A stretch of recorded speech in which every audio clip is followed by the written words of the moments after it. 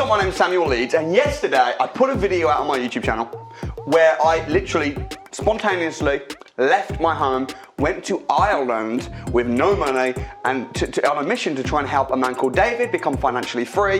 The video went out yesterday. It's a two-part series, so the next part is going to be coming out on Tuesday next week. However, I thought I'd introduce on YouTube, in my house, Mr. David Eccles. Hello. You're a celebrity now then, brother. Yeah, it's taken off really good. Really happy with the outcome. So Can you believe it's had 7.6 thousand views overnight? I can't believe that. That's just taken off more than what I thought. I thought maybe 2,000, but this has exploded. So It really has. And your phone is blowing up right now. I had to turn it off. With congratulation messages and stuff like that. Yeah. But I really thought it'd be nice to just talk to you about what happened yesterday on the video.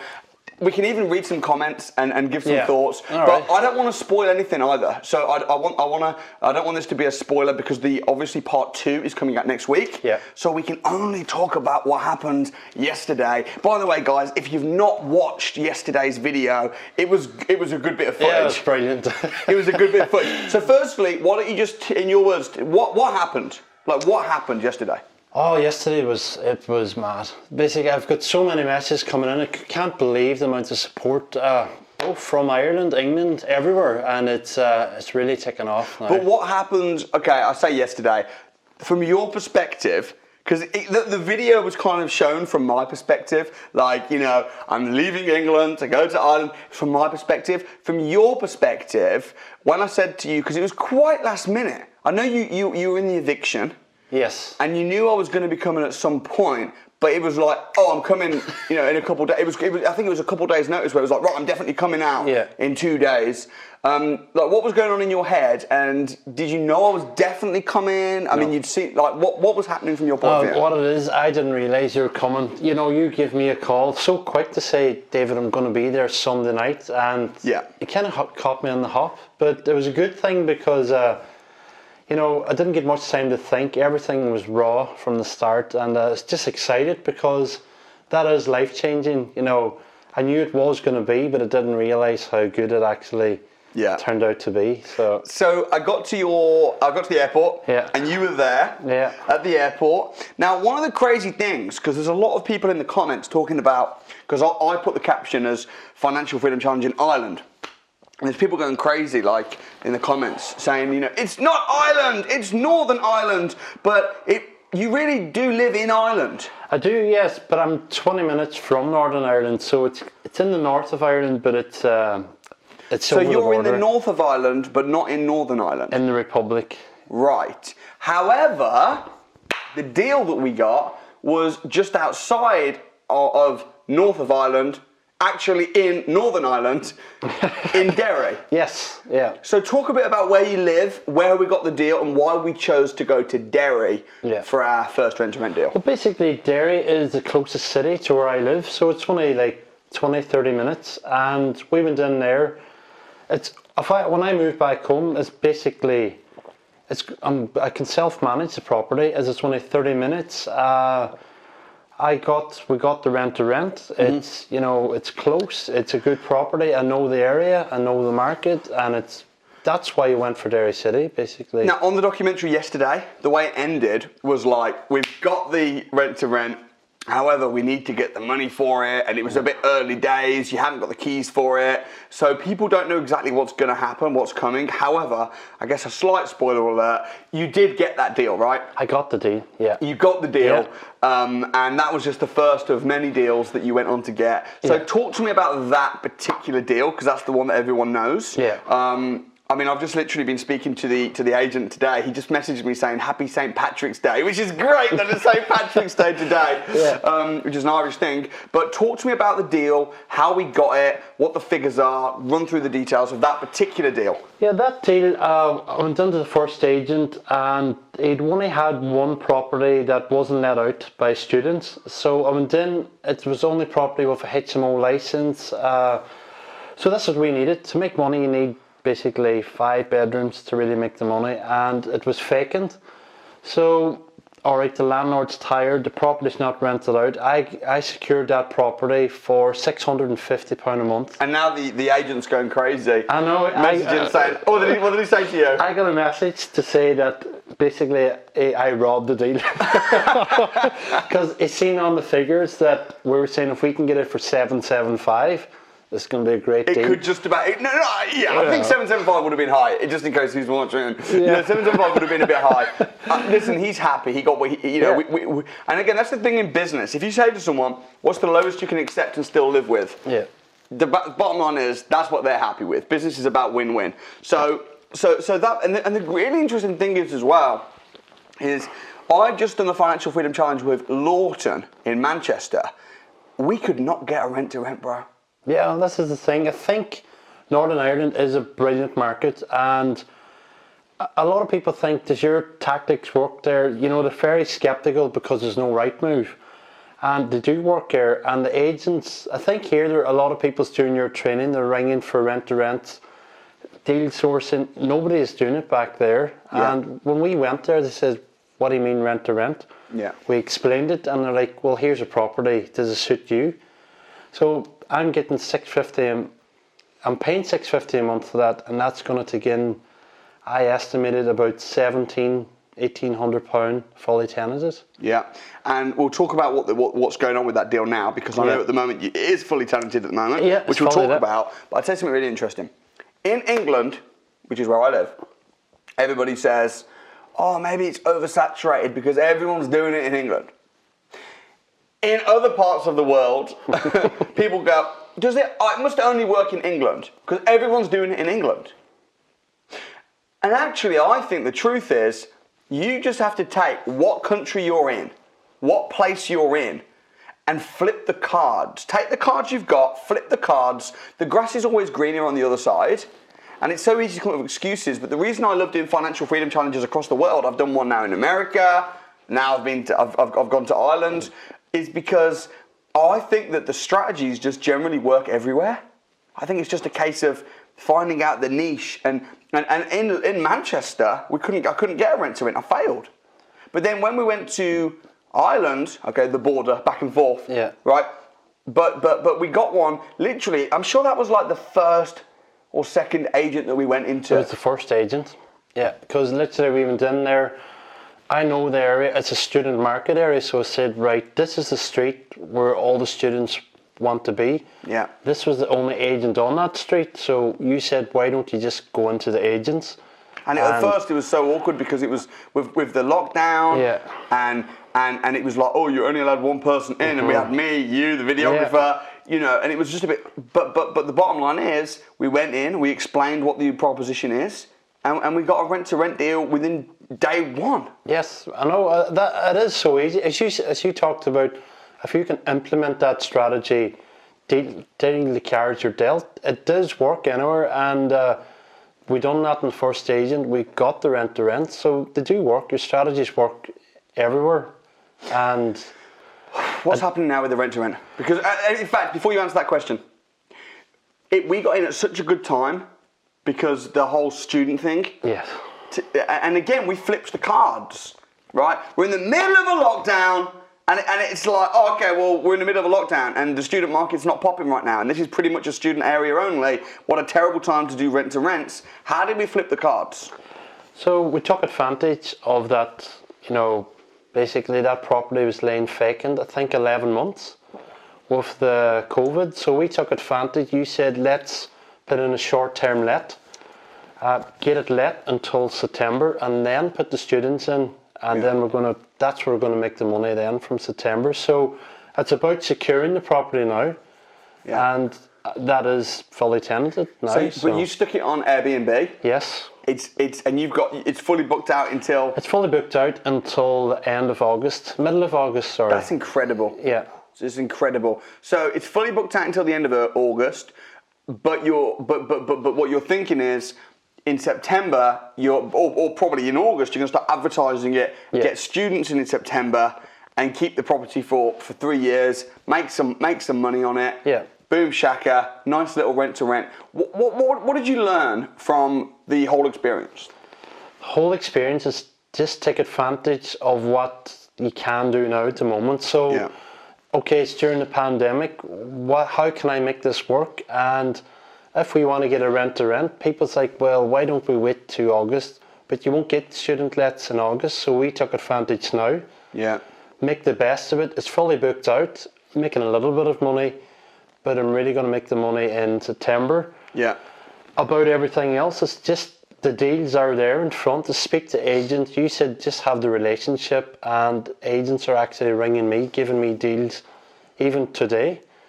So okay, let's have a quick look at some of these comments, because are there any comments that stood out to you that you remember? Have a look on your phone. I'll have a look on my phone. We're going to responding to comments from the Financial Freedom Challenge. Okay, now it's had 7.8 thousand. It's going up literally 100 views. I mean, I'm surprised at how well the views have gone, to be honest. Okay, Samuel's enthusiasm gets me excited. I'm not in the property business, but I've copied his attitude and I'm doing well in my agency business. That's good. Did you see the one guy that dissed you, that said... You're always going to get that. You know. There was the one guy that said, thank God for Samuel's energy because David's energy was terrible. Did you see that one? Did you read the end of that comment? No, read it to me. Hold on. You can read that. Oh, here we go. That's why I got it. Love the video. They get better and better. But thank God for Samuel's energy. David's put me to sleep. Guy needs a kick up the arse. I didn't feel like he contributed anything so far. He could definitely do with training and Red Bull. Why? What did the end of the comment say? London-Derry looks a difficult task. Exactly. Because it's back to this Derry, London-Derry.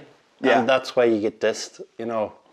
It's a political thing. So you think that him saying that you had no energy and you need Red Bull was nothing to do with the fact that you put him to sleep and everything to do with a political thing? I could have put him to sleep. No, it wasn't. You would say that, wouldn't you? I could have put him to sleep, but it's why would I say Londonderry? Okay, I don't know. Talk to me about the whole beef between Derry. What is that? It's the same thing. It's just I think it's a religious thing.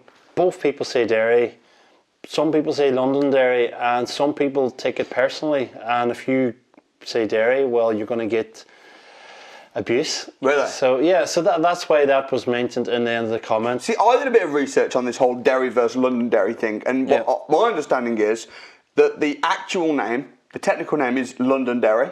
Yeah.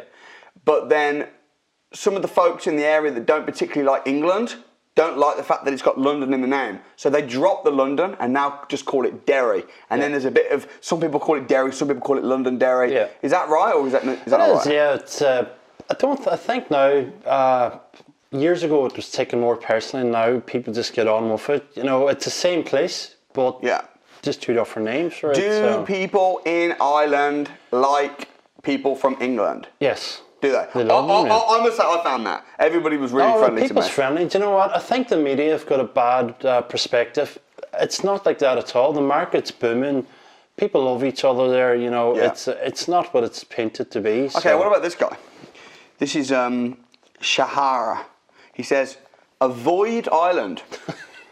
A corrupted land. Leading in drug distribution, dealers, users across Europe, crime, gangs, very high accommodation problems, homelessness, addictions, abuses, some dishonest people, leaders, not enough policing, security in Dublin. Some areas are unsafe. Do your research. Many Irish people, Irish leaders, just don't care, unwilling to act or resolve issues. Avoid, avoid, avoid. What do you think of that? Political leaders, I agree, but you know, they don't do enough for the people, but the rest is just, I don't know what planet The thing is, a lot of what he's saying that it's, that some people are a bit bad and some, but that's the case anyway. Wherever you go, there's going to be good people and bad people. He says a corrupted land. I mean, that's a bit harsh. It's not, the people there, as you've seen yourself, it's really nice. They're forthcoming, they're friendly, you know, it's not like that at all. Yeah, Northwest Warriors, awesome undercover millionaire, got to team up with Grant Cardone, Brian Morgan. So he's just like put a little. Hold on. We could pay tomorrow, couldn't we? What was going through your head when I said we could pay tomorrow for this rent and rent? I was like, you're putting the pressure on me because financially, it wasn't a good move. There, okay, we tried to secure it, but I think I was trying to delay it and delay Pierce for a few days, and he says we could pay it tomorrow, and I was like, we haven't even got money. Yeah. So it was It puts the pressure on basically, and it made us work basically our ass off for the next few days. Somebody says, why is Samuel always naked in these challenges? I know, I agree. I think it's because, I think it's because, I don't know, Pav, you might want to be best answering that one. Am I always naked in these documentaries? You are what you are, you know, it's nothing staged, you just are what you are, and you just... Here's the thing, right? Some of the magic that happens is late at night. Yeah. Okay, because you've been putting offers forward and you're waiting on money coming in, and sometimes it's late at night. And after about 8 p.m, once dinner's done and stuff like that, I do like to be a bit more casual, maybe in my dressing gown or whatever. I feel comfortable. And then suddenly something magical starts happening. I'm like, oh, and then Pav is there filming. I'm not going to go get changed just for the cameras, right? I'm just like, oh, wow, oh, money's just come in. Yeah. And it's late or it's early. And it just happens to be that sometimes that happens when I'm not dressed appropriately. But then, you know, it'll be selfish of me to remove it from the documentary just because I'm not dressed appropriately. So yeah, that is great. That's true, because you are so genuine and everything you did is honest and that there, and it's not, as I say, nothing staged, and that's why, as you said, deals come in late at night and early in the morning. Maybe you've got emails and it is what it is. It's Lawton Hopwood commented. He said, "Yes, David."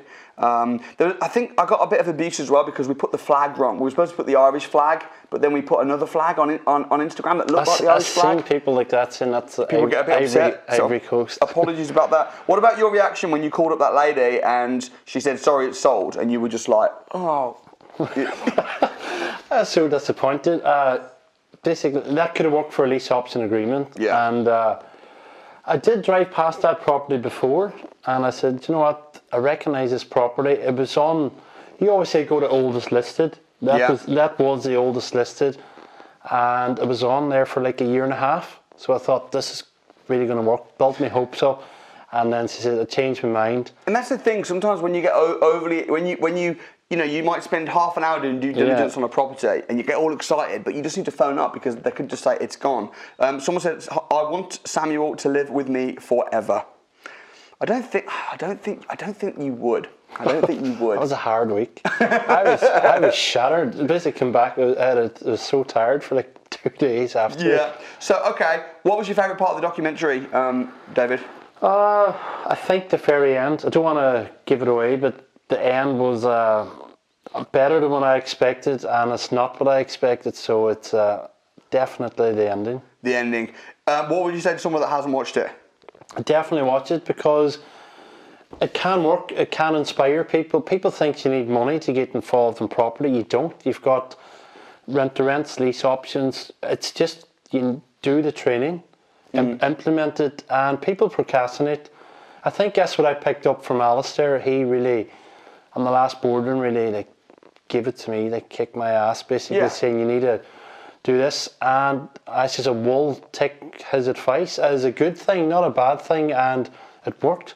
Yeah. The deals are everywhere, and you just have to make the call. And yeah, and the whole documentary, you know, you probably saw it yesterday. It was just very chilled. You know, I went to Ireland. We got a rent. Very chilled. Next episode, probably not so chilled. A lot to come. Definitely watch next week's episode. Watch next week's episode. It's coming out on Tuesday. You've not watched it? No, I didn't see it. I tell you what, it's not even been edited yet. I haven't even looked at the footage. I mean, there's a lot to do. But if you want to see part 2, we're planning on putting it out next Tuesday. Comment below. Let us know you want to see it. Smash the like button. Subscribe to the channel. I don't know anyone else in the world that does as many property challenges as I do. You know, moving into people's houses, helping them become financially free, starting from scratch and documenting it so that you can see how it actually works in the real world. So yeah, check it out, subscribe, and David, you're going to come back on the channel for more, right? I'm going to come back, yeah. I'm going to get David on again, so if you've got questions for David, comment them below as well, and I look forward to seeing you real soon. Thanks so much. Peace out.